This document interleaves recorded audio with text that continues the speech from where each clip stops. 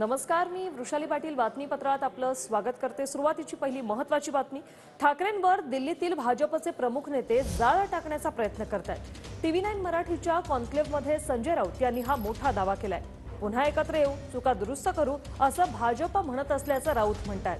ठाकरे भाजपसोबत कधीही जाणार नाही, शेवटपर्यंत मवियात राहणार असं संजय राऊतांनी म्हटलंय। ठाकरे भाजपसोबत गेले तर लोकांचा आमच्यावरचा विश्वासच उडून जाईल असंही संजय राऊतांनी म्हटलंय।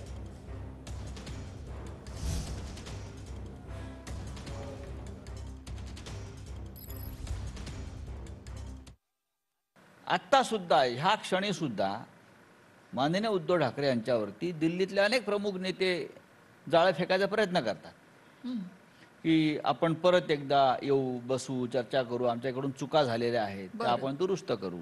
भाजपतल्या नक्की दुसरं कोणाचं? बरोबर, पण आम्ही त्या संदर्भात कोणती रिॲक्शन देत नाही। आम्ही महाविकास आघाडीमध्ये काम करतो आहोत आणि आम्ही शेवटपर्यंत महाविकास आघाडीत राहू। आज महाराष्ट्राची लोकभावना जी आहे ही शिवसेनेच्या पाठीशी यासाठी आहे की हा माणूस हिमतीने लढतो आहे। इतके आघात झाले, इतके हल्ले झाले, पक्ष चोरला, चिन्ह चोरलं, पण लढतो आहे। ज्यांनी आमच्यावरती ही वेळ आणली, आम्ही त्यांच्याबरोबर जाण्या इतके नालायक नाही आहोत। उद्धव ठाकरेंना मी तुमच्यापेक्षा जास्त ओळखतो, बरं का। लोकांचा आमच्यावरचा विश्वासच सोडून जाईल, राजकारणावरचा विश्वास सोडून जाईल। आम्ही म्हणजे नितीश कुमार नाही।